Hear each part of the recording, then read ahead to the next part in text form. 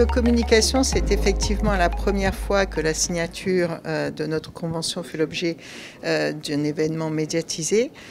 Pour autant, notre coopération est ancienne, elle date de plus de 10 ans. Nous avons la première signature de la convention date de 2003, donc c'est un long partenariat. Cette année, on a choisi de signer notre convention pour renouveler notre partenariat, mais aussi en souligner l'importance. Ça s'inscrit complètement dans le cadre de l'exécution de notre plan de contrefaçon 2021-2022 que le ministre a présenté, Olivier Dussopt a présenté le 22 février à Roissy.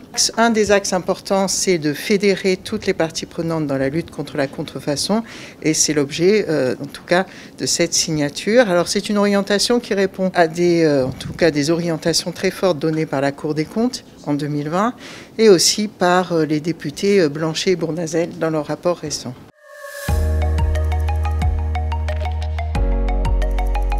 La signature de notre convention est l'occasion pour Pascal Faure et moi-même d'expliquer aux entreprises comment nous les accompagnons dans la défense des droits de propriété intellectuelle. Cela s'inscrit également dans notre plan d'action et c'est un des objectifs importants de notre plan d'action, c'est de sensibiliser les entreprises aux risques de contrefaçon et la manière de les prévenir. C'est un phénomène qui est très important. En douane, on a saisi l'an dernier 5,4 millions d'articles contrefaisants. C'est donc plus que jamais nécessaire de sensibiliser les entreprises. C'est un phénomène en croissance, c'est plus 24% de produits saisis.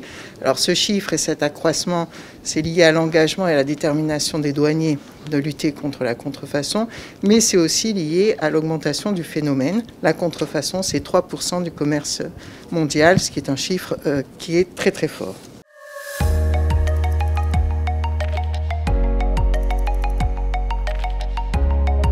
Quand un titulaire de droit fait une demande d'intervention, la douane saisit les produits ou les marchandises qui sont suspectées d'être contrefaisantes dans un délai de 10 jours.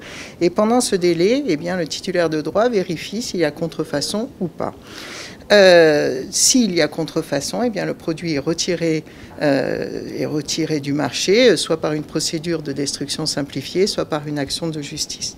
Ce qui est important de retenir, c'est que pour que la douane agisse, il faut qu'il y ait eu enregistrement d'un droit de propriété intellectuelle.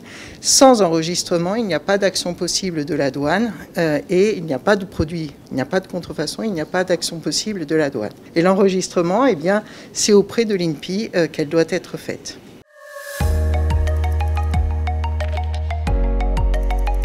Il y a plusieurs niveaux de coopération. Il y a une coopération institutionnelle qui, en tout cas pour le public d'aujourd'hui, n'est pas forcément celle que je vais développer. C'est une coopération institutionnelle. C'est celle qui permet de faire évoluer le cadre juridique pour défendre au mieux les droits de propriété intellectuelle. Il y a une coopération opérationnelle, c'est celle dont on va parler aujourd'hui, qui se fait d'abord au niveau régional, entre les pôles d'action économique de la douane et les délégués de l'INPI. Il s'agit pour eux de guider les entreprises dans leurs démarches. Alors il y a deux démarches, je crois que ça fera l'objet de tout le développement et de l'explication de cet après-midi. Une première, c'est comment on enregistre un droit, ça c'est plutôt côté INPI. Et la deuxième, c'est comment je dépose ma demande d'intervention auprès de la douane. Cette coopération opérationnelle se situe donc au niveau régional, mais également au niveau international, où là, nos attachés douaniers et les délégués de l'INPI travaillent de la même façon que dans les régions pour expliquer aux entreprises qui souhaitent se développer à l'international, comment protéger leurs droits au niveau dans les autres pays.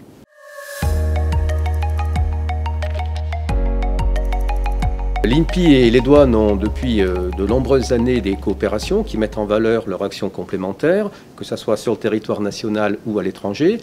L'INPI est positionné en amont, plutôt sur la sensibilisation, la promotion de la propriété intellectuelle, et les douanes sont sur le volet plutôt protection. Et donc, ce que nous souhaitons avec cette nouvelle convention, c'est donner une nouvelle impulsion pour renforcer nos actions communes dans ces domaines-là.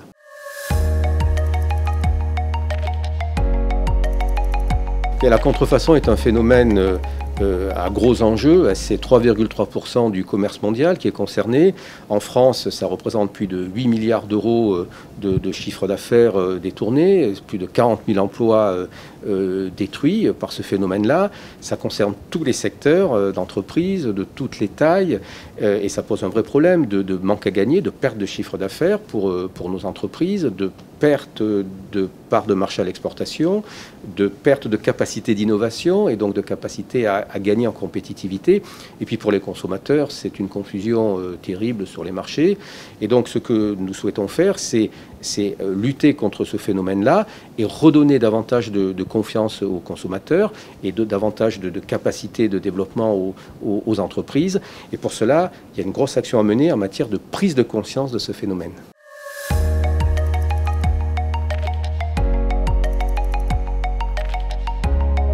Alors effectivement, notre nouveau contrat d'objectifs et de performance, qui va couvrir les 4 années qui viennent, qui vient tout juste d'être signé par les ministres, a un volet contrefaçon important avec plusieurs axes. Tout d'abord, pour nous, il s'agit de continuer cette action de promotion que nous avons sur le territoire en direction des acteurs économiques, des innovateurs, pour qu'ils s'approprient les questions de propriété industrielle et qu'ils puissent se protéger. Là, c'est le premier axe. Le deuxième axe vise à conforter notre rôle dans le cadre du Comité national anti-contrefaçon, le CNAC, pour lequel nous assurons la fonction de secrétaire général.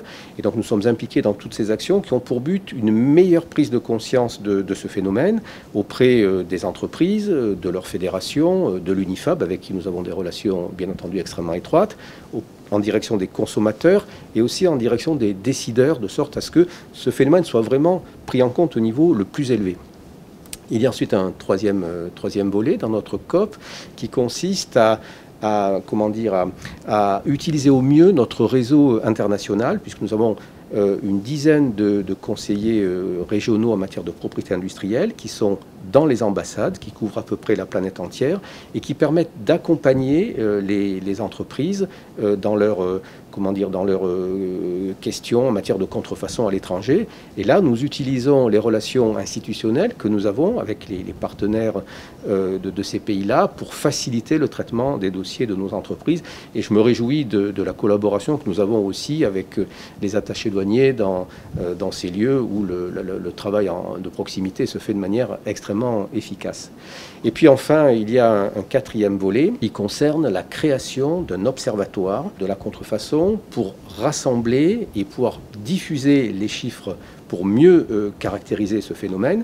Donc c'est une disposition qui résulte aussi du rapport parlementaire qui a été remis récemment par Christophe Blanchet et Pierre-Yves Bournazel qui contenait cette mesure. Donc elle est désormais inscrite dans notre COP et nous allons la mettre en œuvre de sorte à ce que ce phénomène soit mieux pris en considération, mieux compris, donc puisse être mieux adressé en termes de réponse et que la prise de conscience soit supérieure.